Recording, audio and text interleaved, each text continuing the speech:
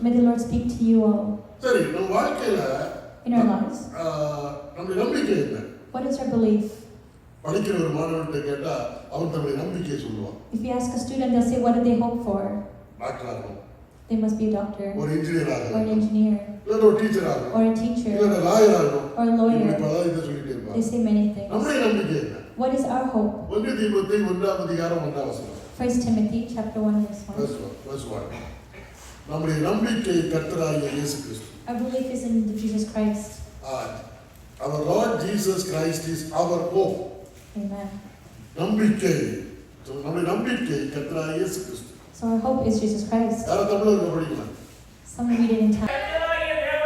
நம்முடைய கர்த்தராகிய தேவனும் நம்முடைய நம்பிக்கையாகிய தேவனும் நம்முடைய நம்பிக்கையா இருக்கிற கர்த்தராகிய இயேசு கிறிஸ்துவும் நம்முடைய நம்பிக்கையா இருக்கிற கர்த்தராகிய இயேசு கிறிஸ்து. So Jesus Christ who is our hope.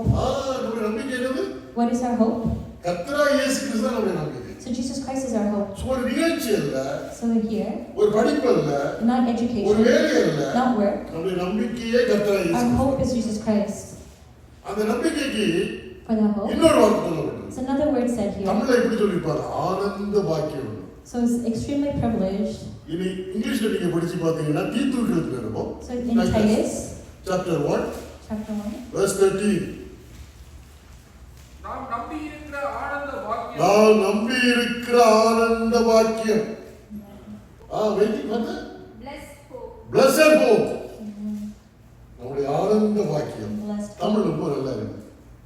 Tamil மொழி மாதிரி நல்ல மொழி சுவையான மொழி உலகத்துல கிடையாது. There's no other wonderful language. ஆங்கிலத்துல வந்து blessed hope. In English is blessed hope. ஆசீர்வதிக்கப்பட்ட நம்பிக்கை. I'm blessed hope. தமிழ்ல சொல்றப்ப But in Tamil ஆனந்த பாக்கியம். it finds it more wonderful. ஆனந்த பாக்கியம். Blessed hope. நாம் நம்பி இருக்கிற ஆனந்த பாக்கியம் என்னவென்றால் What is the blessed hope? ஆண்டவராகிய இயேசு கிறிஸ்து வரப்போகிறார். Jesus Christ is going to come. அது சொல்றப்ப எப்படி சொல்லணும்? When you say, we must say ஆனந்த பாக்கியம். it's a blessed சோ நம்முடைய hope. நம்பிக்கை கர்த்தராகிய இயேசு கிறிஸ்து. So our hope is Jesus Christ. அவருடைய வருகை நம்முடைய ஆனந்த பாக்கியம். So his coming is a blessed hope. மறக்க கூடாது. சோ அவருடைய வருகையை பற்றி நம்ம சிந்திக்க போறோம். When I think about his coming, முதல் முறை வந்தார். first time when he எதுக்கு comes, வந்தார்? what does he say? எபிரேயர் 9ஆம் அதிகாரம் கடைசி வசனம். Hebrews chapter 9 last verse. என்ன சொல்லுது பாருங்க. கடைசி வசனம். கிறிஸ்து அநேகருடைய பாவங்களை சுமந்து தீர்க்கும்படிக்கு ஒரே தரம் பலியிடப்பட்டு தமக்காக காத்துக் கொண்டிருக்கிறவர்களுக்கு இரட்சிப்பை அருளும்படி இரண்டாம் தரம் பாவம் இல்லாமல் தரிசனமாவார். இரண்டாம் தரம் பாவம் இல்லாமல் தரிசனமாவார். So Christ was sacrificed once again to take away the sins of many, and he will appear a second time, not to bear sin, but to bring salvation to those who are waiting for him. அப்ப முதல்ல எதுக்கு வந்தார் என்றால், Why does he come first? நம்முடைய பாவத்தை சுமந்து தீர்ப்பதற்காக In order to carry our sins. அது வந்து 2024 வருஷத்துக்கு முன்னால. So 24 years before. இனி எதற்கு வரப்போகிறார் என்றால், Now when he's going to come, அவருக்காக காத்துக் கொண்டிருக்கிறவர்களை காப்பாற்றுவதற்காக வரப்போகிறார். in order to protect those that give salvation to those who are waiting for him. அது ரொம்ப ஆச்சரியம் இல்ல? Isn't it so surprising? முதல் முறை வந்தவரை நம்ம பார்க்கவில்லை. We did not see him when he came the first ஆனா time. இப்போது நாம் அவரை விசுவாசிக்கிறோம். Now we believe in him. இனி நம்மை காப்பாற்றுவதற்காக ரட்சிப்பதற்காக மறுபடியும் அவர் So to வரப்போகிறார். come a second time in order to give salvation to those who are waiting. இந்த பூமியிலிருந்து நம்மை காப்பாற்றி செல்வதற்காக. In order to help us from this earth. அது நம்ம சரி இப்போ நம்ம போகலாம் பாருங்க. யோவான் சுவிசேஷம் 13ஆம் அதிகாரம். John chapter 13. இப்போ வாசித்த பகுதியில பாத்தீங்கன்னா So what was read? இயேசு கிறிஸ்து தன்னுடைய வெளிப்படையான ஊழியத்தை முடித்து விட்டார். So he had finished his ministry outwardly. அது பப்ளிக் மினிஸ்ட்ரி. Public ministry. வெளிப்படையான ஊழியத்தை முடித்து விட்டார். So he had finished the public ministry. இப்போ தன்னுடைய 11 சீடர்களை அழைத்து வைத்து அவர்களோடு பேசுகிறார். So he's speaking to these 11 disciples. யூதாஸ் வந்து அவரை காட்டி கொடுப்பதற்கு போய்விட்டார். Judas had went to show him. So இப்போ 11 பேர் தான் இருக்காங்க. So now there's 11 of them. அவர் 11 பேரை கூப்பிட்டு விட்டு அவர் 33ஆவது வசனத்தை எப்படி தொடங்குறார் பாருங்க. So how does he start verse 33? யோவான் சுவிசேஷம் 13ஆம் அதிகாரம் 33. இன்னும் கொஞ்ச காலம் நான் உங்களுடனே பிள்ளைகளே இன்னும் கொஞ்ச காலம் உங்களுடனே இருப்பேன். My children, I'll be with you only a little bit longer. அன்பா கூப்பிடுறார். தமிழை விட அது நல்லா இருக்கு. My children. இன்னொன்னு என்னன்னா my little children அப்படி கூப்பிடுறார். He calls us as little children. என்ன சீசர்ல பாத்தியா பிள்ளைகளே கூப்பிடுறார். So when he calls the disciples, அப்ப அந்த வார்த்தையில தெரியுது அவர் தகப்பனாகவும் சீடர்கள் பிள்ளைகளாகவும் இருக்கிறார். He's the father, the disciples as children. அவர் பாத்தியா பிள்ளைகளே இன்னும் கொஞ்ச காலம் உங்களுடனே இருப்பேன். Now be with you a little longer. நீங்கள் என்னை தேடுவீர்கள். You will look for me. ஆனால் நான் போகிற இடத்திற்கு நீங்கள் வரக்கூடாது என்று இப்பொழுது உங்களுடனே சொல்லுகிறேன். I told the Jews, I tell you now, where I am going, you cannot come. அப்ப பிள்ளைகள் என்ன நினைப்பாங்க? பிள்ளைகளை கூப்பிட்டு வச்சுட்டு 11 பிள்ளைகளை உட்கார வச்சுட்டு அப்பா சொல்றாரு, நான் கொஞ்ச காலம் தான் உங்களோட இருப்பேன், என்ன நீங்க தேடுவீங்க, ஆனா நீங்க வர மாட்டீங்க, என்ன கண்டுபிடிக்க முடியாது. He calls his little children, then he tells the 11 of them that I'll only be with you for a little while, but I will be gone, but you cannot come with me. எந்த பிள்ளைக்கு கவலை வராது? What child will not be sad? அது 11 பிள்ளைங்க. And there's 11 children. இவரை நம்பி மீன் பிடிக்கிறது அப்படின்னு வந்தவங்க. So they believed in him and they came. ஏற்கனவே 3 வருஷம் அவரோட கூட இருந்திருக்காங்க. They only be with him for 3 hours. அவரோட சாப்பிட்டார்கள். So they ate with him. அவர் போற இடத்துக்கு எல்லாம் They போனாங்க. went wherever he was going. அவர் என்ன செய்ய சொன்னாரோ அதையெல்லாம் செய்தாங்க. They did everything he said. இப்படி திடீர்னு சொல்றார், பிள்ளைகளே என்னை தேடுவீர்கள், நீங்கள் காண மாட்டீர்கள், நான் போகிற இடத்துக்கு நீங்க வர முடியாது. And he says, little children, I won't be here with you where I go, you cannot come. 11 பேருக்கு மனசுல ரொம்ப கவலை. All 11 of them will be sad. சரி, போகிறப்போ ஒரு அட்வைஸ் கொடுக்குறார், ஒரு நல்ல ஒரு கட்டளை கொடுக்குறார். So he gives a good advice, a good command. Verse 34. நீங்கள் ஒருவரில் ஒருவர் அன்பாயிருங்கள், நான் உங்களில் அன்பாயிருக்கிறது போல நீங்களும் ஒருவரில் ஒருவர் அன்பாயிருங்கள் என்கிற புதிதான கட்டளையை உங்களுக்கு கொடுக்கிறேன். A new command I give you, love one another as I have loved you, so you must love one another. அப்பா தூர இடத்துக்கு பயணம் பண்ணுகிறப்ப பிள்ளைகள்கிட்ட கொடுக்கக்கூடிய நம்ம இந்தியா இலங்கை போன்ற இடங்கள்ல பிள்ளைகளுக்கு என்ன ஆலோசனை கொடுப்பாங்க? So when people go abroad and what do they give advice? The father give advice to their children. பிள்ளைகிட்ட சொல்லுவாங்க, நீ சண்டை போடக்கூடாது. They tell the children, don't fight. அம்மா சொல்றது என்ன செய்யணும்? Listen to what your mom says. இப்படி சொல்லுவாங்க. This is what they say. அதே மாதிரி இயேசு கிறிஸ்து சொல்றார். That's what Jesus Christ நான் says. போகிற இடத்துக்கு நீங்க வர முடியாது. Where I go, you cannot come. என்ன செய்யணும்னா, What you should do? நீங்கள் ஒருவரில் ஒருவர் அன்பாக இருக்க You வேண்டும். should love one another. ரொம்ப அச்சப்பட சண்டை போடக்கூடாதுன்னு சொல்றாரு. He said not to fight. நம்ம எல்லாம் எப்பவுமே நெகட்டிவ் தான். We're always negative. நம்ம என்ன சொல்றோம்? சண்டை போடக்கூடாதுன்னு சொல்லுவோம். We say not to fight. இயேசு கிறிஸ்து சொல்றார், அன்பா இருக்கணும்னு Jesus சொல்றாரு. Christ said, love one another. It is both the ஆனா same. இயேசு கிறிஸ்துடைய வார்த்தை ரொம்ப அருமையா இருக்கு. How wonderful Jesus Christ's word is. நம்ம வார்த்தையில ரொம்ப கரடுமுரடா இருக்கு. Our words are very harsh. என்ன பேசணும்னு தெரியாது. We don't know where to speak. சரியா, அன்பா இருக்கணும்னு சொல்றாரு. He says to இப்ப love. அடுத்த வசனத்தை பாத்தீங்கன்னா, Next verse. இந்த 34 வசனத்துல ஒரு புதிய கட்டளை கொடுக்கிறார். He gives a new command. எப்படின்னா, நான் உங்களில் அன்பாய் இருந்தது போல நீங்களும் ஒருவரில் அன்பாய். As I have loved you, so you must love one another. அந்த 11 பேருக்கு இயேசு கிறிஸ்து அன்பாய் இருந்தார். To the 11 children, he was loving. எப்படி அன்பு கூர்ந்தார்? How did he show his love? ஒவ்வொரு சீசனும் ஒவ்வொரு விதம். Each disciple in a different way. பாத்தீங்களா, பேதுரு எப்படிப்பட்டவன்னு நம்ம இப்பதான் பார்த்தோம். We saw how Peter was just now. அவரை தெரியாதுன்னு மறுதலித்தவர். Without that, he neglected. அவரிடத்தில் அன்பு கூர்ந்தார். He knows that. அப்ப நான் உங்களிடத்தில் அன்பு கூர்ந்தது போல நீங்கள் ஒருவரோடு அன்பாய். As I have loved you, you must love one another. அதுதான் புதிய கற்பனை. That is a new command. அதாவது அன்பு கூர்தல் என்பது பழைய கற்பனை தான். The loving one another is an old command. எல்லா மதமும், All religion, எல்லா பிலாசபி தத்துவமும் every part says எல்லாம் சொல்றது அன்பு கூர்ந்தது. is said to love. ஆனா இயேசு கிறிஸ்து தருகிறது புதிய கற்பனை. Jesus Christ said it's a new command. நான் உங்களில் அன்பு கூர்ந்தது போல As I have loved you, நீங்களும் அன்பு கூர வேண்டும். you should also love. அந்த புதிய கற்பனையை தருகிறேன். He gives that new command. அதான் புதிய கற்பனை. That is a new command. உங்க கிறிஸ்தவத்திலே அன்பு பற்றி பேசுறாங்க. In Christian they talk about love. எங்க மதத்திலே அன்பு இருக்குது. Even in my religion there's love. உங்க கிறிஸ்தவ மன்னிப்பு பற்றி He பேசுறாங்க. talks about forgiveness in Christianity. எங்களுடைய மன்னிப்பு இருக்குது. My religion has What is the difference? forgiveness. என்ன வித்தியாசம்? என்ன வித்தியாசம்? What is the difference? நான் அன்பு கூர்ந்தது போல நீங்கள் ஒருவர் அன்பாயிருங்கள். You should love one another like I have loved you. நான் மன்னிக்கிறது போல நீங்கள் ஒருவர் You மன்னியுங்கள். should forgive one another like I have அதாவது forgiven புதிய you. கற்பனை. That's a new அதாவது command. எந்த மதத்தோடும் இயேசு கிறிஸ்துவினுடைய சத்தியத்தை ஒப்பிட முடியாது. You cannot compare this command with any other religion. நாங்கள் அன்புதான் பற்றி பேசுறோம். So it also talks about நாங்கள் மன்னிப்பு பற்றி தான் we பேசுறோம். also talk about forgiveness. நாங்கள் சந்தோஷத்தை பற்றி We தான் also talk பேசுறோம். about ஆனா happiness. நமக்கு வித்தியாசம் இருக்குது. But there's a difference. நாம் அன்பு கூற வேண்டும் என்றால் கிறிஸ்து நம்மிடத்தில் அன்பு கூர்ந்தது போல ஒருவர் அன்பு கூற வேண்டும். We must love like Jesus Christ had loved us. நான் ஒரு கேள்வி கேட்கிறேன். So I ask you a Kristu question. எப்படி நம்மிடத்தில் அன்பு கூர்ந்தார்? How did our Christ show us the love? இலங்கையில யுத்தத்தில் ரொம்ப கஷ்டப்பட்டு இருந்தேன். In Sri Lanka I was suffering in the war. அதனால அப்படி அந்த கஷ்டத்தின் மத்தியில நான் எங்க கனடா வந்தேன். In that struggle in the war I came to Canada. அதனால ஆண்டவர் எனக்கு ரொம்ப அன்பா இருக்கிறார். Because of that the Lord loves me. அப்ப இலங்கையில இருக்கிறவங்களுக்கு ஆண்டவர் அன்பு இல்லையோ? So those that are in Sri Lanka did the அப்படி Lord not love them? சொன்னீங்கன்னா இலங்கையில இருக்கிறவங்க கம்பளத்துல அடிக்க வருவாங்க. So even if you said that people அப்ப should love கனடாவுக்கு you, வந்தவங்க ஆண்டவர் அன்பா இருக்கிறார், நாங்க இலங்கையில இருந்தா எங்களுக்கு என்ன இல்லை. just because you come to Canada the Lord loves you, if I'm in Sri Lanka the Lord does இப்படி not பல love you. காரியங்கள் சொல்லுவாங்க. They might say many things like that. ஆனா இயேசு கிறிஸ்து எப்படி நம்மள அன்பு கூர்ந்தார்? But how did Jesus Christ love நாம் us? பாவிகளாய் இருக்கையில் கிறிஸ்து நமக்காக மரித்ததினாலே Because we are தேவன் sinners. நம்மேல் வைத்த தமது அன்பை விளங்கப்படுத்தினார். He explained his love because we were sinners, he still redeemed us from our sins. So என்னத கேட்டீங்கன்னா, So if you ask me, எப்படி ரவிக்குமார் இயேசு கிறிஸ்துவை எப்படிப்பட்ட அன்பா இருந்தார்? How did he be loved? நான் பாவியா இருக்கையில் என்னை பாவத்திலிருந்து மீட்பதற்காக அவர் தம்முடைய ஜீவனை எனக்காக கல்வாரி சிலுவையிலே கொடுத்து என்னிடத்தில் அன்பு கூர்ந்தார். He showed me his love by giving his life on the cross when I was a sinner to redeem me. நான் நல்லவனாக இருந்ததால இல்ல. Not because I was good. நீதிமானாக இருந்ததால It இல்ல. wasn't because I was நான் righteous. பாவியா இருக்கிற வேளையில் என்னிடத்தில் அன்பு கூர்ந்தார். When I was a sinner, he showed me his love. இப்ப அவர் சொல்றார், நான் உங்களில் அன்பு கூர்ந்தது போல Like I have loved you, பிறரிடத்திலும் அன்பு கூருங்கள். love others. அப்படின்னா எப்படி? How is that? பாவியாகிய உங்களிடத்திலே நான் அன்பு கூர்ந்து விட்டேன். அப்படி என்றால் மற்றவர்கள் எப்படி வாழ்கிறார் என்பதல்ல, அவர்கள் யாராக இருந்தாலும் அவர்களுக்கு என்ன செய்யணும்? So அன்பு கூற வேண்டும். அதுதான் புதிய கற்பனை. that is a new command that the Lord loved us when we were sinners, so we must love others regardless of what they do or if they are sinful. மனைவி நல்லா சமையல் செய்ததுன்னா ஒரு அன்பு. So we have the love when the wife cooks well. நான் வேலைக்கு போயிட்டு வந்து வழியில வந்து வாசல்ல நின்று வரவேற்ற அன்பு. If you greet me at the door when I come back ஒரு from நாள் work, it's நிக்கலன்னா love. கோபம் தான். ஒரு நாள் வரவேற்கலன்னா கோபம் தான். If you don't come welcome, then why not be mad? அப்படியெல்லாம் இல்லை. நான் உங்களில் அன்பு கூர்ந்தது போல. Like I have loved you. அதான் புதிய கற்பனை. That is a new command. ஏன்னா அப்பா தூரதேசத்துக்கு போகிறார்களவா, My இவங்க பார்க்க father, முடியாது. I cannot see him. அப்ப எப்படி வாழ வேண்டும் என்று கற்றுக் கொடுக்கிறார். He teaches how he should live. இதுதான் நமக்கு ஆண்டவர் போயிருக்காரு.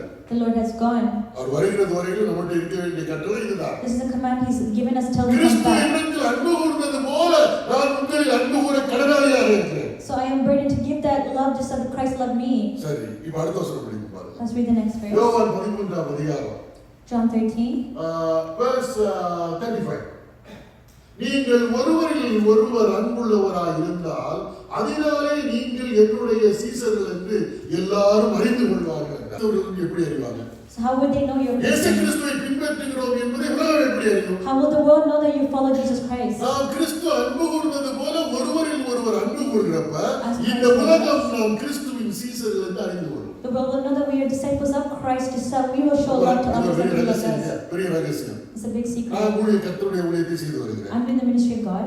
இதை போய் உலகத்திட்ட போய் சொன்னா அது அவருடைய பிழைப்புன்னு சொல்லுவாங்க. If we go say that's my mention, then they'll say that's the way you earn money. நீங்க கனடாவுல வேலை செய்யறது மாதிரி நான் ஊழியம் செய்யறேன். எனக்கு கர்த்தர் போஷிக்கிறார், அவ்வளவுதான். So but like you work here, I also do ministry. ஆனால் கிறிஸ்தவன் என்பதை உலகம் அறிய வேண்டும் என்றால் In order for the world to know you're Christian, நான் பிறரிடத்திலே காண்பிக்கிற அன்பு தான் நான் கிறிஸ்தவன் என்பதற்கு அடையாளம். when I show the love to others, that's when I show that I'm a வேற Christian. எதுவுமே அடையாளம் கிடையாது. Nothing else to identify. அதான் நான் உங்களில் அன்பு கூறுவது போல உங்களிடத்தில் அன்பு கூறுங்கள். Love others like I love you. அப்படி என்றால் மற்றவர்கள் அறிவார்கள் நீங்கள் சீடர்கள்.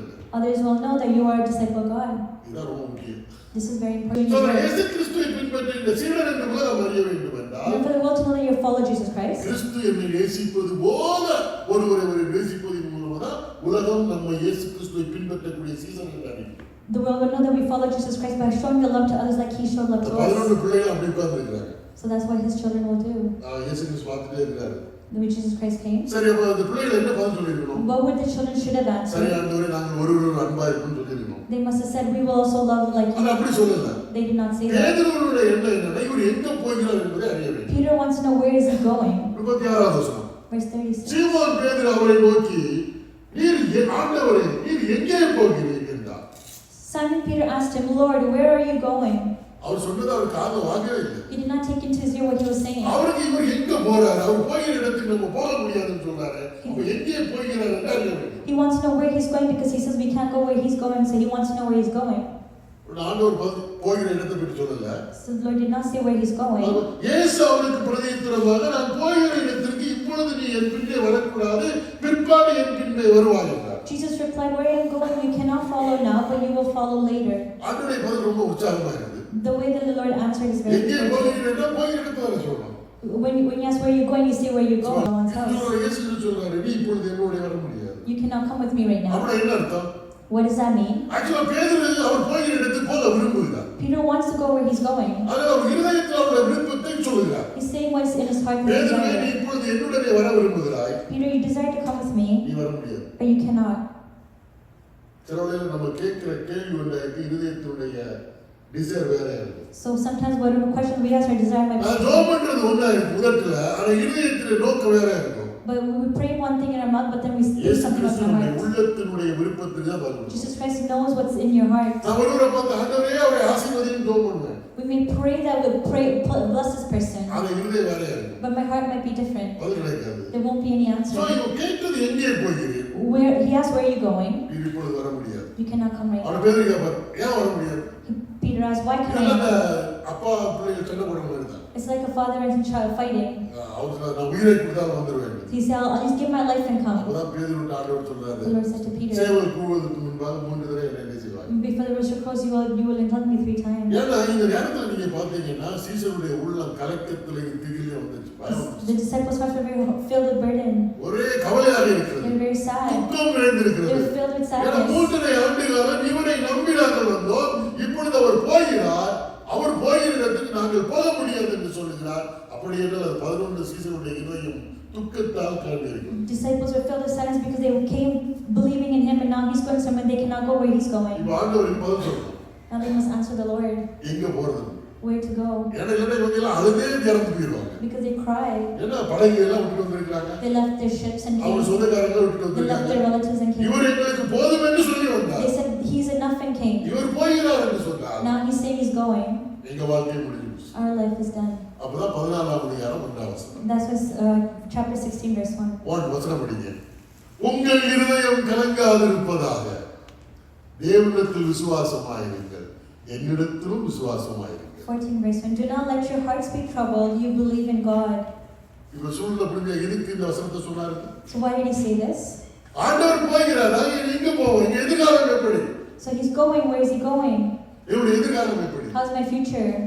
எல்லாவற்றையும் விட்டு வந்தோம். We left everything and came. இருதயத்துக்குள்ள கலக்கம். We have a hardship in our heart. வெளியே காட்ட முடியல. We cannot show it நம்முடைய outside. இருதயத்தை ஆராய்ந்து அறிகிற கர்த்தர் ஒருத்தர் இருக்கார். Only our Lord examines our hearts. எல்லாரும் நல்லா Dress எல்லாம் பண்ணிட்டு வந்திருக்கீங்க. You all dressed up very nicely. முகத்தை பார்க்கிறது ரொம்ப அழகா இருக்கு. Very beautiful to see your faces. எனக்கு உங்க இருதயம் தெரியாது. I don't know your heart, கர்த்தருக்கு உங்க இருதயம் தெரியும். but the Lord knows your heart. உங்க இருதயம் கலங்காதிருப்பதாக So your hearts may be well.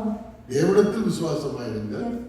Faith in the Lord என்னிடத்தில் விசுவாசமாயிருங்க. and have faith in the Lord. இவ்வளவு ஆச்சரியமான ஒரு காரியம். கலங்காதீங்க, விசுவாசமாயிருங்க. And believe in the Lord. அது அர்த்தம் என்னன்னா, நான் சொல்ல போகிறது நீ விசுவாசிங்க. What I'm going to say, believe, have faith in it. அது உங்க இருதய கலக்கத்தை மாற்றும். It will change the burdens in your heart. இப்ப பதில் சொல்ல போறார். Now he's going to answer. கேள்வி என்னது? What is the question? பேதுரு என்ன கேள்வி கேட்டார்? What did Peter ask? நீ எங்கே போகிறீர்? Where are you going? இப்ப அவர் சொல்றாரு, Now he நான் எங்கே says, போறேன்? 2ஆம் வசனம். verse 2. என் பிதாவின் வீட்டில் அநேக வாசஸ்தலங்கள் உண்டு. My father's house has many rooms. அப்படி இல்லாதிருந்தால் நான் உங்களுக்கு சொல்லி இருப்பேன். If there was not so, would I have not told you? ஒரு ஸ்தலத்தை உங்களுக்காக ஆயத்தம் பண்ண போகிறேன். I am going there to prepare a place for you. கேள்வி எங்க போகிறேன்னா எதற்காக போகிறேன்னு சொல்றாரு. The question is why he's going. அவர் கேட்டதுன்னா எங்கே போகிறீங்க? He asking where are you going. அவர் சொல்ல நான் எதுக்காக போறேன். He's answering of why he's going. நல்ல பதில் இல்லையா? Isn't it a good answer? ஏன்னா நான் வர்ற இடத்துக்கு நீங்க வர முடியாது. You cannot come where I'm going. என்ன நீங்க பார்க்க முடியாது. You cannot see me. இப்ப சொல்றாரு நான் எதுக்காக போகிறேன்னு சொல்றாரு. Now he's saying why he's முதல்ல going. சொல்றாரு என் பிதாவின் வீட்டில் அநேக வாசஸ்தலங்கள். அநேக வாசஸ்தலங்கள். There's many rooms. இப்போ எங்க அப்பா வீட்ல அநேக வாசஸ்தலம் இருக்கு. In my father's house there's many rooms. இப்போ நான் சொல்றேன் எனக்கு கனடாவுல In Canada 100 வீடு இருக்குன்னு சொல்றேன். I have 100 houses. என் அப்பாவுக்கு For my father கனடாவுல in Canada 100 வீடு இருக்கு. there's 100 houses. அப்படி என்ன அர்த்தம்? What does that mean? என் அப்பாவுக்கு என்ன அர்த்தம்? For my father, what does that mean? என் அப்பாவுக்கு கனடாவுல 100 வீடு இருக்குன்னா என்ன அர்த்தம்? For my father has 100 houses in Canada, what does that mean? எனக்கு 100 வீடு இருக்குன்னு அர்த்தம். That means I have 100 houses. அவ்வளவுதானே? Isn't that so? என் பிதாவின் வீட்டில் அநேக வாசஸ்தலம் My இருக்கு. father's house has 100 அப்படி rooms. என்றால் எனக்கு நிறைய வாசஸ்தலம் இருக்கிறது. That means I have many houses.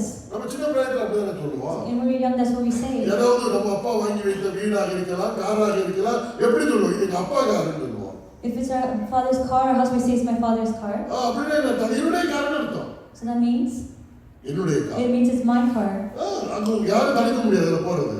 So that doesn't mean இப்ப இயேசு கிறிஸ்து சொல்றாரு என் பிதாவின் வீட்டில் அநேக வாசஸ்தலம் உண்டு. my father's house has many rooms. அப்படி இல்லாதிருந்தா உங்களுக்கு சொல்லி இருப்பேன். If not, I would have told you. அப்படின்னா நான் போய் சொல்ல மாட்டேன்னு That அர்த்தம். means I'm not going to lie. இப்ப என்ன சொல்றாரு பாருங்க. What does he say? அங்கே உங்களுக்காக ஒரு ஸ்தலத்தை ஆயத்தம் பண்ண போகிறேன். I'm going there to prepare a place for you.